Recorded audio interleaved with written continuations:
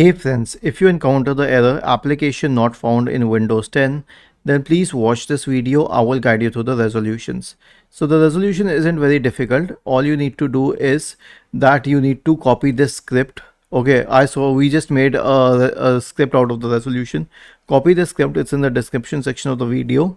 Search for Notepad in the Windows search bar and open Notepad and then paste it here. Click on File, select Save, and then type the command as fix.reg.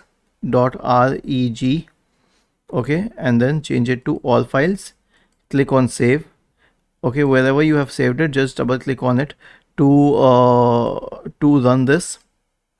Okay, wait, let me show you. Yeah, we can save it on the desktop. Fix.reg. Change the save as type to all files. Click on Save, and then simply double click on this fix and click on yes, and then click on yes here, and your problem will be fixed. Was this helpful? If yes, then please subscribe to the channel. If not, then let us know in the comment section of the video on how we could help you further.